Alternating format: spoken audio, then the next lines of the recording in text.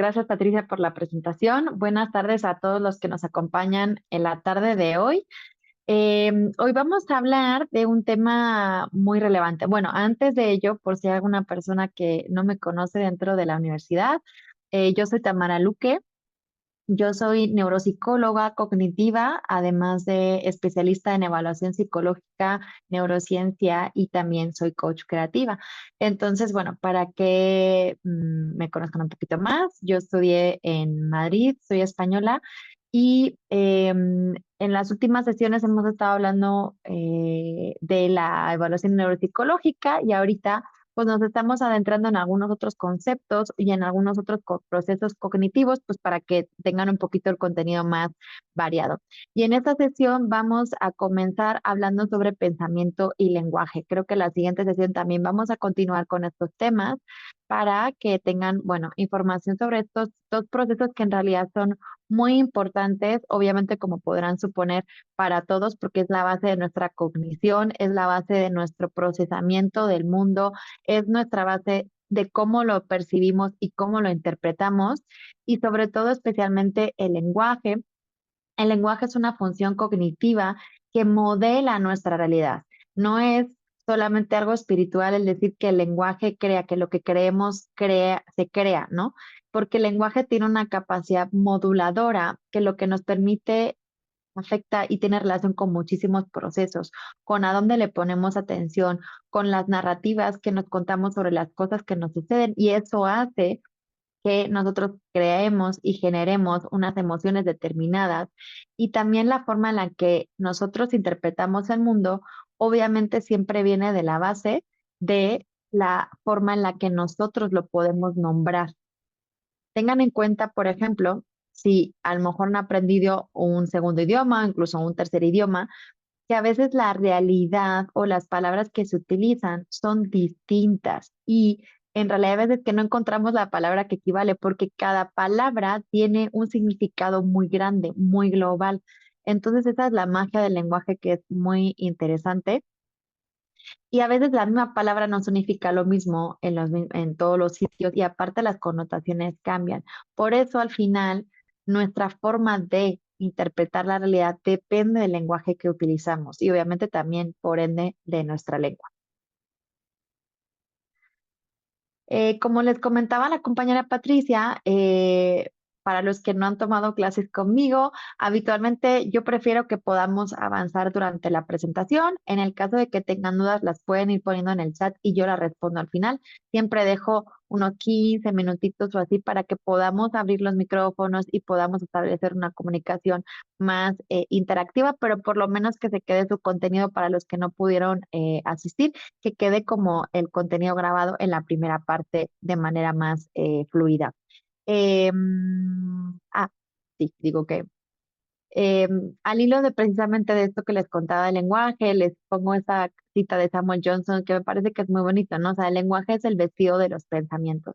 En esta primera sesión vamos a ver precisamente qué relación existe entre estos dos procesos, el pensamiento y el lenguaje. Y también, por ejemplo, Fernando Lázaro Carreter dice, el lenguaje es el andamiaje del pensamiento. Entonces, como ven, estos son todos de los muchísimos autores que ya han podido reflejar justo la interacción y la interrelación que hay entre estos dos procesos.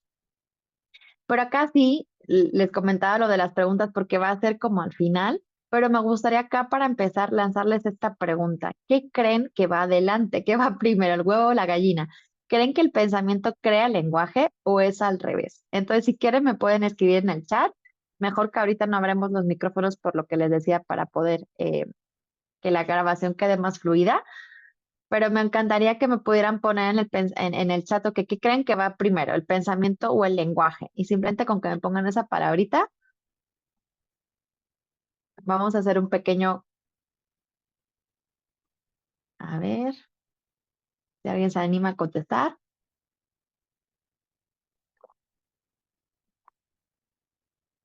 Gracias, Catherine.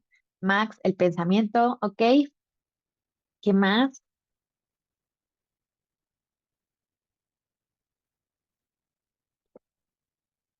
¿Creen que el pensamiento crea el lenguaje o el lenguaje crea el pensamiento? Ok, Wilson también nos comenta que el pensamiento, Faustino, pensamiento. O voy a lanzar la pregunta, ¿alguien cree que el lenguaje, que es al revés, que el lenguaje es el que crea el pensamiento? Y si alguien lo piensa, pues simplemente diga yo y ya.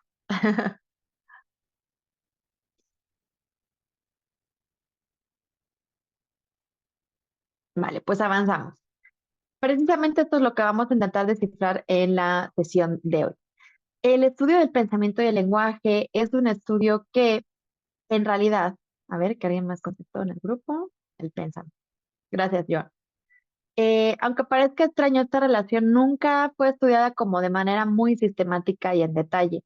Digamos que estos dos, ok, perdona, Cingarela también el lenguaje, Herminda, hola, ¿qué tal estás? El pensamiento. Primero pienso y luego existo. Qué buena frase nos traes. Pues comentaba que aunque parezca extraño, esta relación no ha sido, bueno, históricamente, o sea, es decir, cuando ya empezó los estudios de psicología, no fue una relación que fue estudiada como de manera sistemática y en detalle. Y es importante que podamos conocer la relación entre ambos procesos psicológicos porque en realidad es básico y es muy importante. La unidad de la conciencia y la interrelación de todas las funciones psicológicas en realidad eran aceptadas por todas, o sea, inicialmente cuando se empezaron a hacer los estudios cognitivos. Entonces, a partir de aquí lo que se suponía es que las distintas funciones operaban inseparablemente en una conexión ininterrumpida unas con otras. Digamos que, o sea, como que todo funcionaba a la vez y todo de la misma forma y totalmente, no solamente paralelo, sino totalmente vinculado.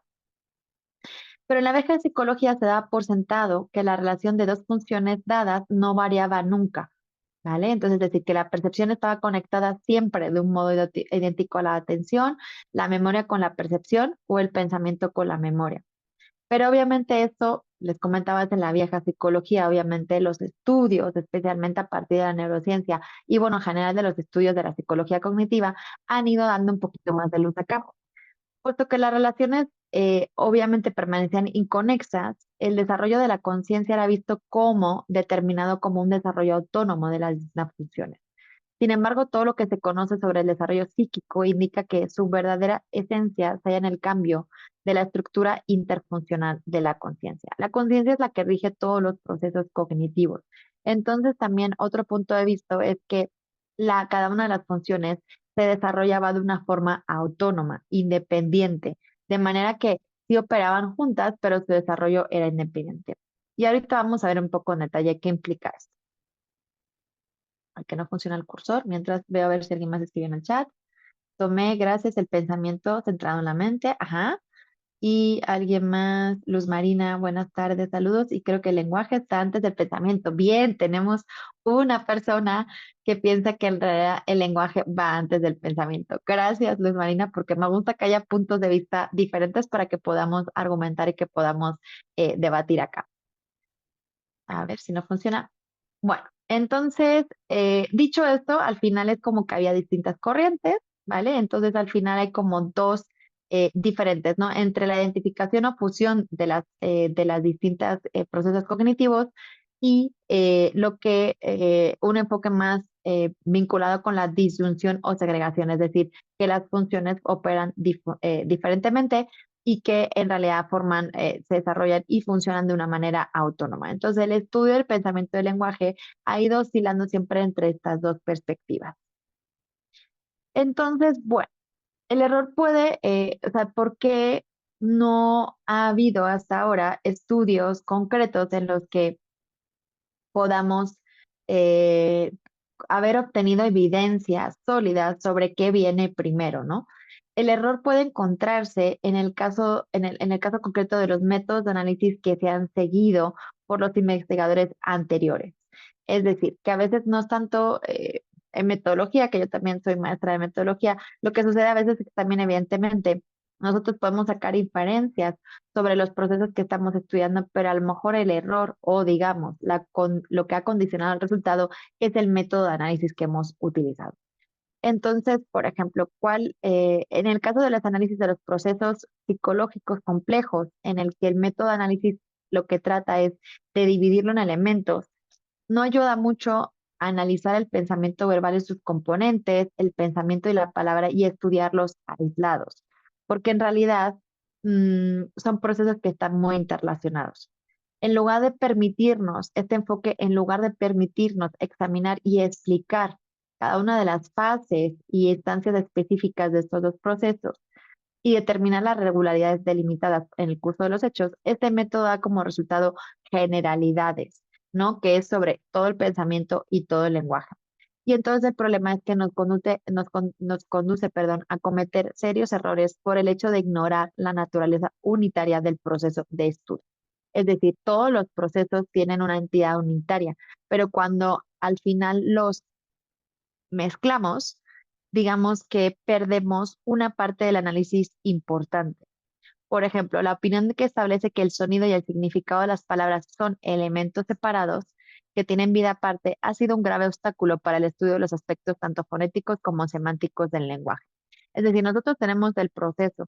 Si lo dividimos en elementos y los estudiamos por separado, digamos que es como si nosotros tenemos un pastel y lo dividimos en sus ingredientes, en realidad es difícil que podamos llegar a una conclusión sobre cómo era el pastel. Podemos definir cómo eran las guindas, cómo era el recubrimiento de crema, cómo puede ser el bizcocho, cómo puede ser el relleno, cómo puede ser la decoración, pero al dividirlo precisamente tan desglosadamente, perdemos esa parte, o sea, todo lo que les decía muy técnicamente, perdemos como la visión del proceso unitario, ¿no? Del pastel completo. Entonces solamente vemos las partes, pero no podemos ver como la entidad completa del proceso.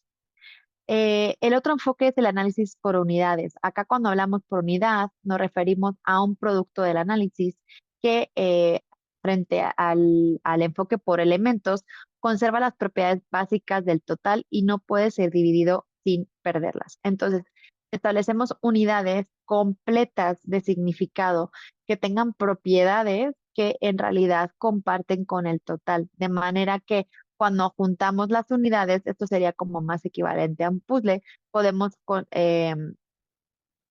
entender más en profundidad el proceso.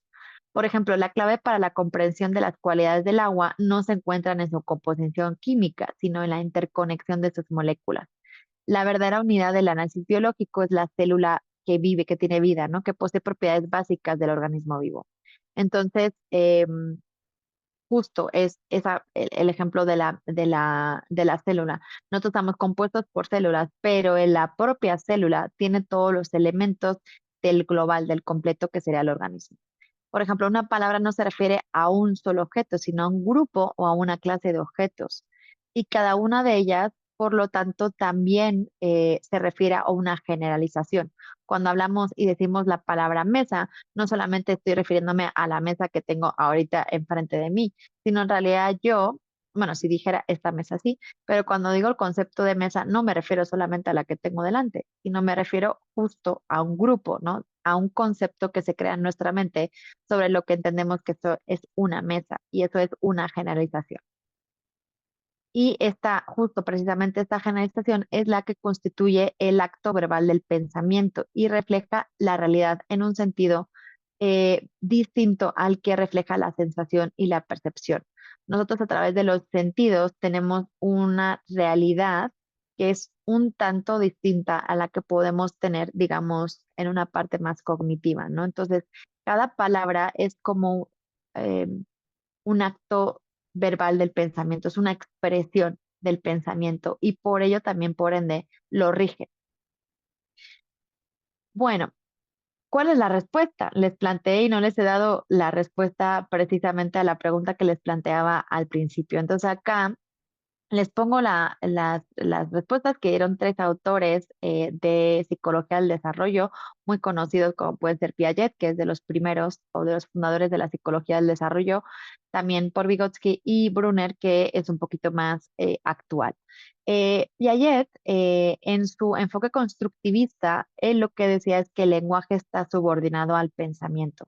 Es decir, acá sería el mismo planteamiento que ustedes han dicho de que el pensamiento iría delante del lenguaje, que sería el que lo estaría como condicionando. Según Piaget, en sus palabras, el lenguaje es un producto del desarrollo cognitivo, es decir, el desarrollo cognitivo determina el lenguaje. solamente, según él, los niños solamente pueden mostrar lenguaje cuando su desarrollo cognitivo se lo ha permitido. Por su parte, Vygotsky, que tiene o adopta el enfoque social, él lo que piensa es que el pensamiento es influido por el lenguaje. Es decir, no tanto como que uno va delante de otro, pero que el pensamiento obviamente tiene una influencia por el lenguaje. Según él, el lenguaje se desarrolla a partir de las interacciones sociales con fines de comunicación. Vygotsky se basó mucho en las teorías del desarrollo que tenía que ver precisamente con las interacciones, con el componente social de todos estos procesos. Entonces, el lenguaje se desarrolla con un interés, con un fin, digamos, bueno, del desarrollo medio biológico, de poderse comunicar y obviamente pertenecer a una comunidad social.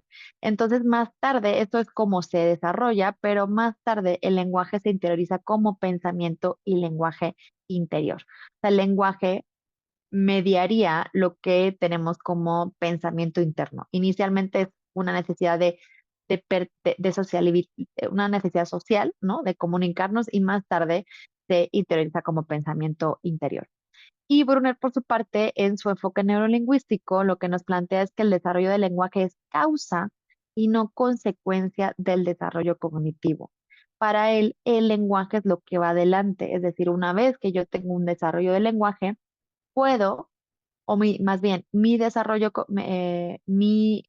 cognición se puede desarrollar correctamente. Pero acá él lo que dice es que obviamente el lenguaje va primero. Sin lenguaje no habría cognición. Acá en líneas también con lo que decía Vygotsky, él decía, el niño empieza a percibir el mundo no solo a través de sus ojos, sino a través de su habla. Por eso él lo que les contaba, él se enfoca mucho en esa parte, en ese enfoque social, en la parte de la interpretación del mundo, no solamente con lo que percibimos, sino obviamente también con lo que hablamos de lo que percibimos, de lo que nos hablan de lo que percibimos, especialmente cuando somos pequeños, ¿no? Fíjense, cómo aprendemos el lenguaje. Nosotros cuando tenemos niños pequeños alrededor que le vamos diciendo, el niño señala, él no sabe qué es. Obviamente le llama la atención el perrito, el carro, la moto, y entonces son los papás o la gente que los cuida, ¿no? Que van diciendo como, ah, perrito, ah, pues el carro, ah, pues. Entonces, esa forma, ven, el lenguaje va creando, y entonces eso es una estructura que se queda en nuestro cerebro, y de repente dicen, no, que el niño aprende que esa forma, ese elemento con esas características recibe ese nombre, y ya crea una realidad en su cerebro. Pero bueno, antes de seguir con este debate, vamos a responder a la pregunta ¿qué es el pensamiento? ¿No? Cuando yo estoy hablando del pensamiento, ¿a qué me estoy haciendo referencia? El uso de la palabra presenta cierta multiplicidad porque el pensamiento se entiende como un lenguaje, se entiende en el lenguaje natural como la facultad o capacidad de pensar, la capacidad que tenemos de pensar, el proceso por el que se ejerce esa capacidad, el producto de esa capacidad, o también como lo hablamos también cuando hablamos de pensamiento, nos referimos a un conjunto de ideas personales o colectivas, que cuando son colectivas lo que lo denominamos son creencias, ¿no? Entonces, al final es, yo tengo una base de datos de mis pensamientos sobre determinadas realidades que a veces son vinculadas y derivadas de las creencias. El pensamiento, según Oliak y Morrison, es la transformación sistemática de representaciones de conocimiento que sirve para caracterizar estados del mundo, a menudo al servicio de objetos concretos. Transforma una representación para caracterizar lo que sucede en el exterior. El pensamiento designa lo que contiene o lo que apunta a un conjunto de actividades mentales u operaciones intelectuales, como razonar, hacer abstracciones, generalizar, cuyas finalidades, entre otras, son resolver problemas, tomar decisiones y representar la realidad externa. Es decir, también hablamos de pensamiento con todas ese conjunto de operaciones cognitivas que nos permiten precisamente resolver problemas, tomar decisiones en base obviamente del el procesamiento y identificación y representación que hemos hecho del mundo, para poder interactuar con él. En el mundo, en la historia de la psicología, el pensamiento ha sido estudiado por diferentes áreas. Inició con William James, que es el que llaman el fundador de la psicología cognitiva. Wundt, por ejemplo, que era un poco coetáneo, pues en realidad no habla del pensamiento. William James es el primero que empieza a tener curiosidad sobre este constructo, sobre este elemento. La escuela de Wurzburgo posteriormente empiezan a estudiar el pensamiento mediante una introspección sistemática. Para ellos, el pensamiento es un producto de la naturaleza general y de esta forma también tiene una naturaleza abstracta. Posteriormente, el conductismo lo, no le da una importancia porque al final se centra mucho más como en la parte cognitiva, perdón, conductual. Precisamente posteriormente, otras teorías cuando llega a la psicología cognitiva es la que introduce en estos esquemas que tienen el conductismo, es la que inserta el papel de la razón antes, ¿no? O sea, esa parte del procesamiento de la información en la que no solamente nosotros respondemos automáticamente, sino en la que nosotros podemos, hay una caja, ¿no? Negra entre el proceso del estímulo y la respuesta en la que podemos darle ese sentido, esa interpretación para responder y no reaccionar.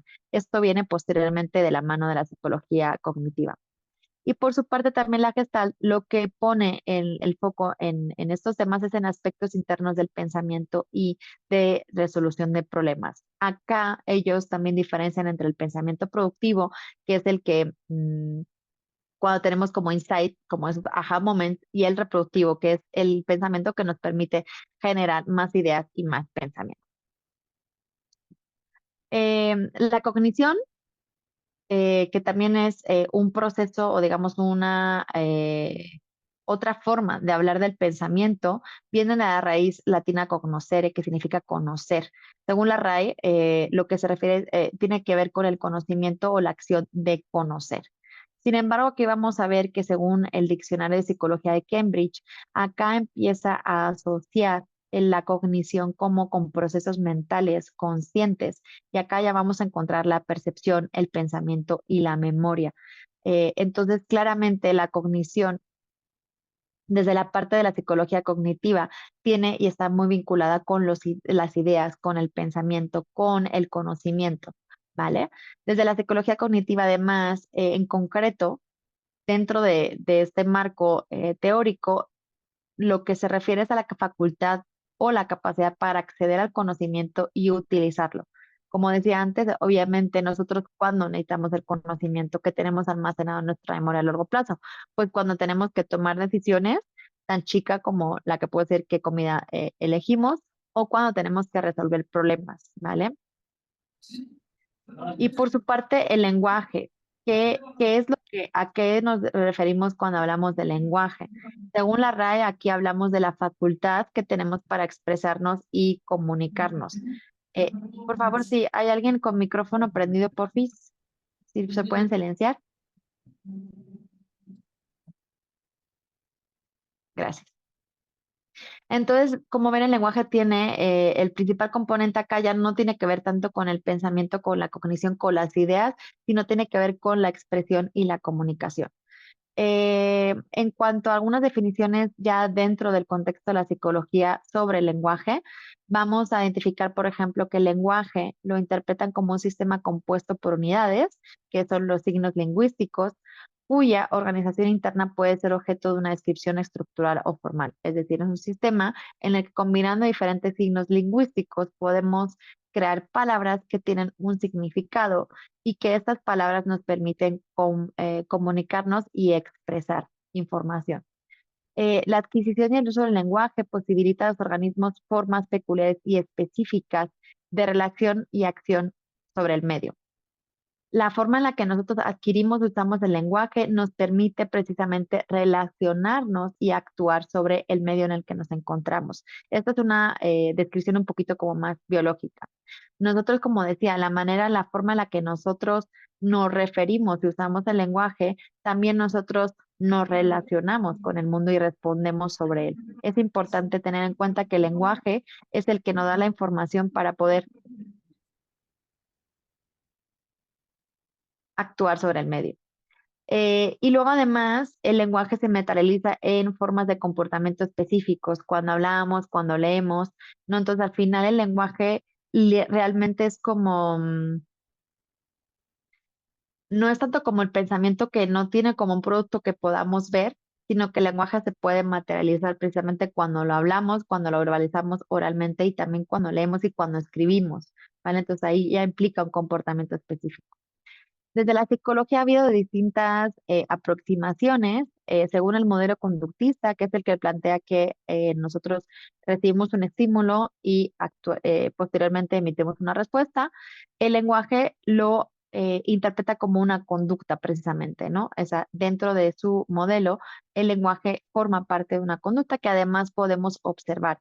¿Por qué lo observamos? No porque veamos las palabras, ¿no? Cuando saliendo de nuestra boca, sino lo podemos observar porque lo podemos escuchar, porque lo podemos medir, porque lo podemos también observar en escrito. O sea, es una medida eh, que se puede percibir, ¿de acuerdo? Según Bandura, que es el autor de referente sobre aprendizaje social, para él es un proceso de aprendizaje social precisamente, ¿no? Entonces, al final es fruto, como decía, al hilo de lo que decía Vygotsky, es un resultado de la necesidad que tenemos de la socialidad, ¿no? De poder pertenecer a un grupo social. Eh, Según el modelo de Noam Chomsky, para él es un proceso cognitivo. De nuevo, entonces ahí lo podríamos estar igualando, como decíamos antes, al pensamiento, que también es un proceso cognitivo. También Fyodor y con su modelo de la modularidad de la mente, también para él es un proceso cognitivo y el conexionismo, que ya se hace presente más a partir de los años 80, considera el lenguaje como una red neuronal, porque en realidad es un proceso que implica distintas áreas del cerebro y en realidad no es que sea un ente que esté totalmente abstracto, o sea, perdón, como condensado, sino que en realidad es una red que va activando, ¿no? Nosotros cuando vemos un objeto, se nos activa una palabra, esa palabra va una base a la memoria para ver qué significa esa palabra también va a una respuesta en el caso de que tengamos que tomar una acción en ese momento, esa palabra nos activa un recuerdo, a veces también esa palabra no, va a la parte emocional y relacionada con las emociones de la amígdala. Entonces, obviamente el lenguaje es una red que implica diferentes áreas. Em, Como les decía, las palabras en sí mismas están vacías de significado, o más bien para explicar lo que les defendía un poco al principio de que el lenguaje crea realidad. Y esto nos podemos dar cuenta precisamente cuando estamos aprendiendo una lengua nueva. Nosotros escuchamos el sonido, pero al no tener el significado, para nosotros digamos que están vacías, no tienen como relevancia, no le vemos como la identidad que tiene ese significado. Y precisamente nosotros, en el proceso en el que vamos adquiriendo lenguaje, otorgamos ese significado mediante, como decía, asociaciones que creamos sobre objetos que vemos, realidades, ¿no? Como decía el ejemplo del niño con el perrito o el carro o demás, y también con experiencias de la vida, ¿no? Porque, por ejemplo, la tristeza no podemos verla a un objeto, no podemos representarla con un objeto, pero sí la podemos vincular a una experiencia de la vida y podemos tener claro cuál es el concepto de tristeza por cómo la hemos experimentado. Entonces vamos a ver que vamos a encontrar palabras que obviamente nos van a hacer referencia a objetos y a experiencias. El lenguaje es una herramienta de comunicación y como tal las palabras significan lo que las personas y la cultura en la cual están inmersas acuerdan que significan.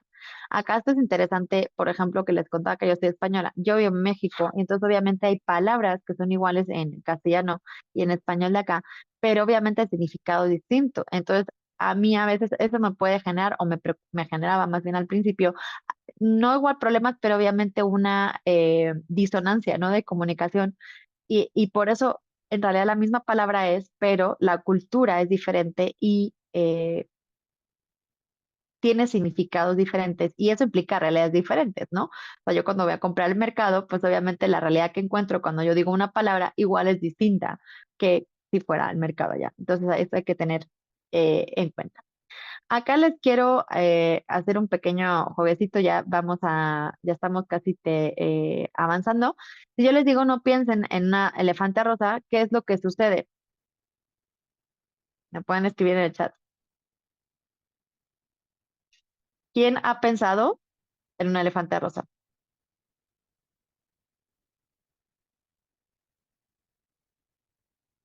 A ver, voy leyendo. ¿Qué lo piensas? Muy bien, Fastino. ¿O quién no lo ha pensado? Vamos a volver como antes. ¿Quién no ha pensado en el elefante rosa cuando yo se lo he dicho? Por estadística tiene que haber alguien, posiblemente.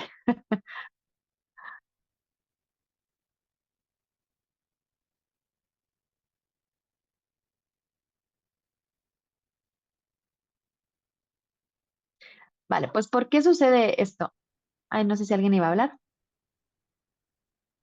Creo que no. ¿Por qué sucede esto, no? Pues podemos tener diferentes representaciones. Cuando yo les digo no piensen en en el elefante rosa, posiblemente la mayoría de ustedes, por pura probabilidad, han pensado en un elefante rosa. Pero fíjense que la realidad, las imágenes que se han podido hacer ustedes en la mente pueden ser distintas, ¿no? Porque en realidad no existen elefantes rosas. Entonces, ¿por qué soy capaz?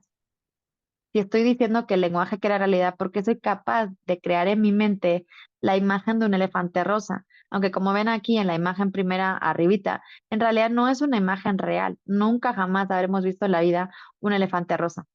Pero sin embargo, sí podemos tener otro tipo de representaciones, como las ilustradas, como los dibujos, en las que como tenemos los dos conceptos, es decir, tenemos la palabra y el significado elefante y tenemos la palabra y el significado rosa, podemos juntarlo, aunque eso sea inverosímil. Ahora, si yo les dijera, no piensen en un Guajimateutu, obviamente no van a poder crear nada porque es una palabra que no existe para ustedes. Esa palabra no tiene ningún tipo de significado, no tiene ningún tipo de representación.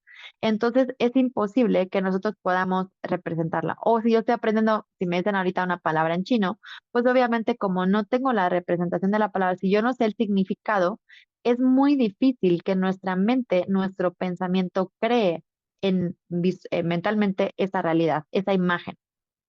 Por eso en realidad el lenguaje sí crea la realidad y viene mm, antes del pensamiento. No podemos pensar en algo que no, ah, que no tenemos integrado, cuyo sentido no tenemos, ¿vale? Pero significado. A ver que haya una hermanita en el chat. Ah, sí, los marinas. Entonces, por eso, en el caso que aunque obviamente los elefantes rosas no existan, nosotros podemos tener esos dos conceptos, perdón, esos dos conceptos que sí existen y entonces al fusionarlos, sí puedo crear una realidad. Igual que puedo, los unicornios no existen, pero todos tenemos una representación de lo que es un unicornio, porque en realidad sí ha habido una representación visual, porque a veces el objeto no implica que esa realidad tenga que estar real, vivita y coleando, sino que esto, por ejemplo, que les he puesto yo acá, estas imágenes ya representan eh, representaciones, valga la redundancia. Ya esas imágenes ya tienen una representación, ya constituyen una representación. ¿Vale? Entonces, bueno, en esta línea, para Wittgenstein, el estudio del lenguaje no es un sustituto, sino un método para llegar al conocimiento de la realidad.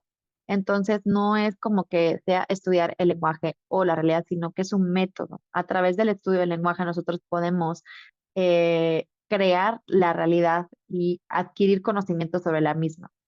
Donde acaba el sentido, acaba la capacidad de pensar. Y esto es lo que les decía antes, no se puede pensar algo que no esté sentido, perdón, uy, que no tenga sentido o que no tenga, que no esté conformado lingüísticamente, que es lo que decía. Elefante rosa no existe, pero lingüísticamente está conformado por la palabra elefante, que sí existe, sí la tenemos representada, y la palabra rosa, que sí tenemos representación lingüística, que también la tenemos identificada claramente. Entonces, el lenguaje a su vez existe porque se puede pensar. Sin el pensamiento no podríamos tampoco plantearnos el lenguaje. De manera que al final son dos procesos que están totalmente interrelacionados. El uno no puede existir sin el otro. No solamente el lenguaje va a condicionar el pensamiento, la forma en la que nosotros razonamos, la forma en que nosotros hablamos, porque de nuevo, como hablamos es como pensamos. Esto tiene que ver mucho una con otro, sino que obviamente el lenguaje no es posible cuando no lo podemos pensar. Sin el pensamiento no existiría el lenguaje. Entonces, Siendo el lenguaje la expresión del pensamiento, en un mundo sin pensamiento, el lenguaje sería la expresión de la nada. Entonces, es decir, si nosotros no pudiéramos pensar, pues ¿para qué serviría el lenguaje? No existiría, o sea, no tendría sentido de ser. Con lo cual, como ven, están como interrelacionados. Ya para terminar, bueno, concluir, el lenguaje crea la realidad y también es acción, porque lo que dice una persona y lo que hace puede establecer una diferencia no solo para su actividad, sino para su vida y para los demás.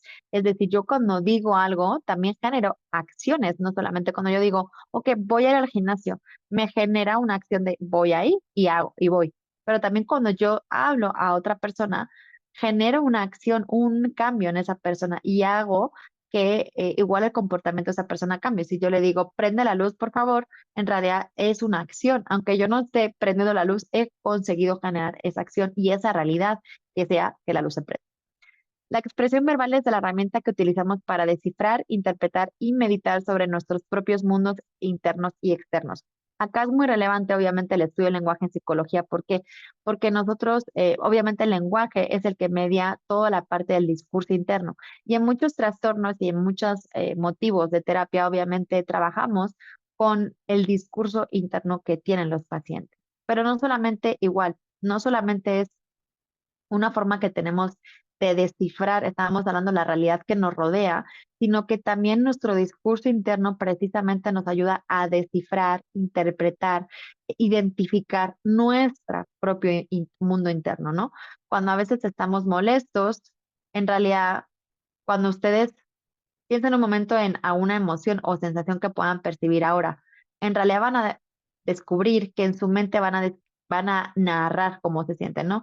Ok, estoy sentada en una silla, estoy cómoda, la temperatura está bien, estoy oliendo esta aromaterapia.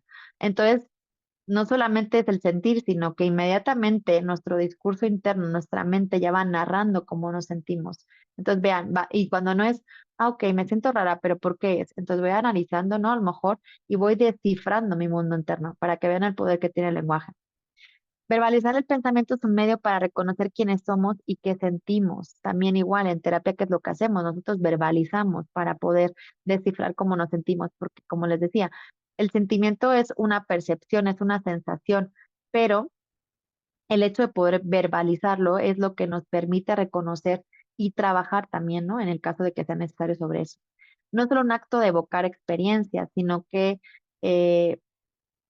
eh, sino para que éstas puedan encontrar, uy, perdón, a ver qué puse acá.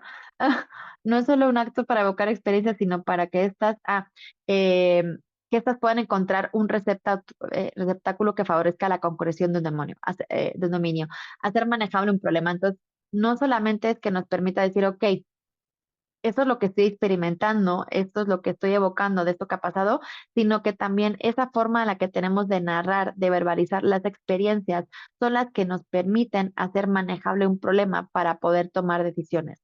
A través de la expresión, lo que hacemos es desglosar lo que está sucediendo y eso, vinculado con el pensamiento, que es lo que decíamos antes, hace que ese problema que es grande lo vamos afrontando o enfrentando para poder resolver.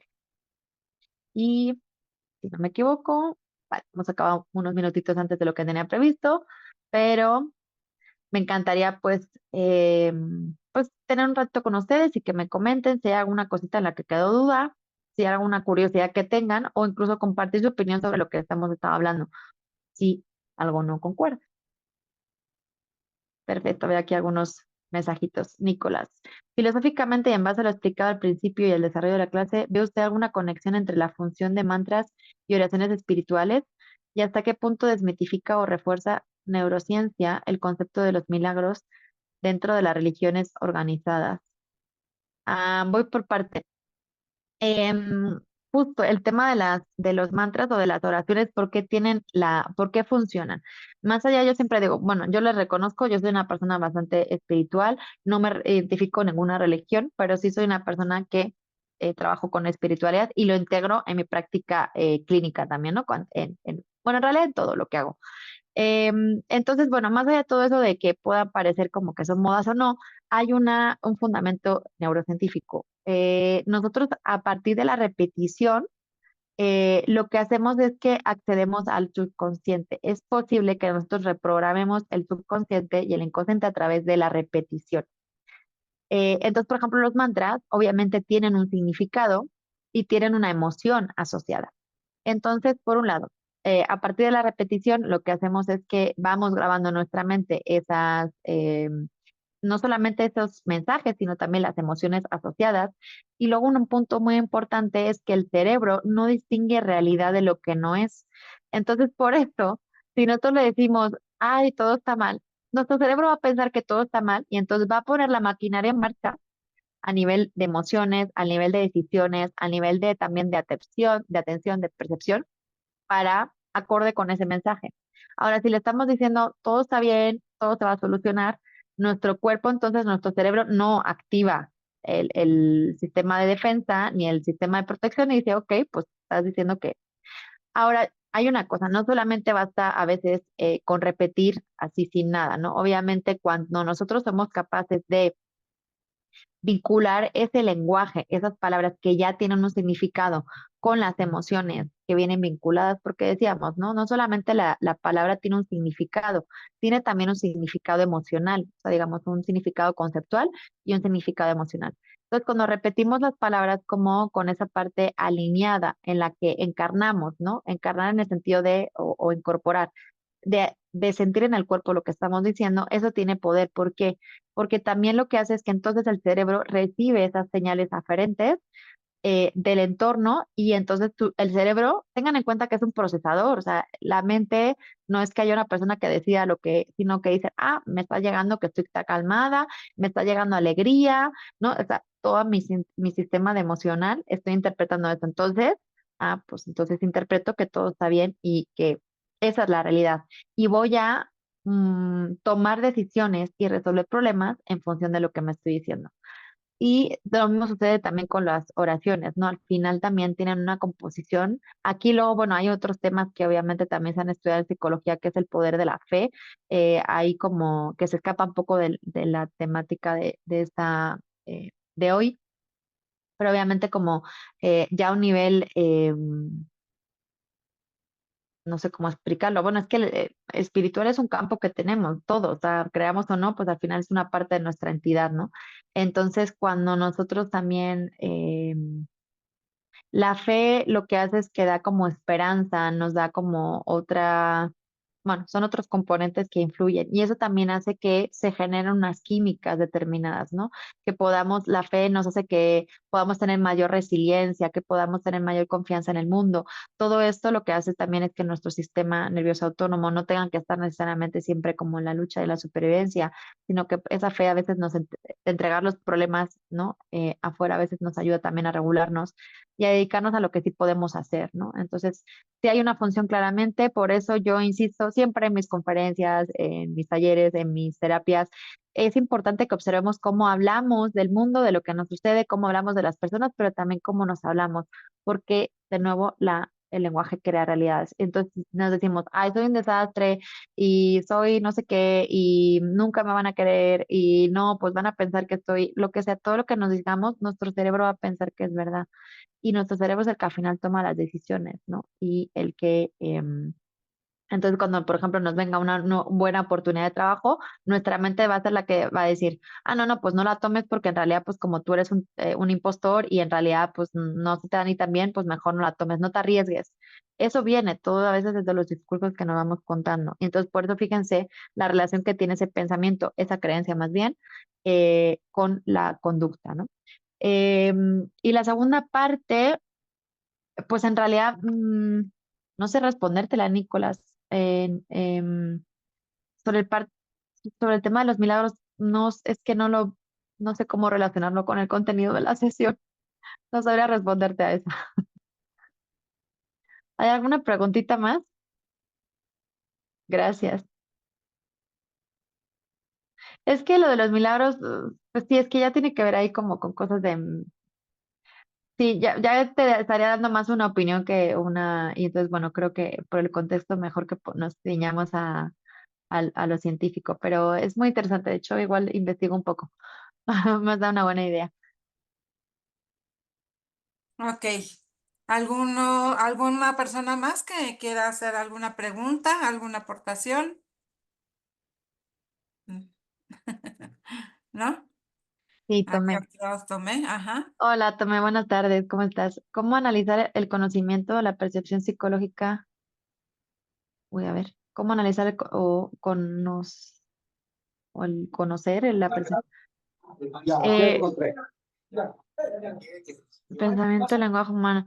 Em, no sé si entiendo bien la pregunta, o me sobra una palabra o me falta. ¿Cómo analizar o sea, el conocimiento y la percepción psicológica del pensamiento y del lenguaje humano? Em, necesito leer otra vez la pregunta. Mm,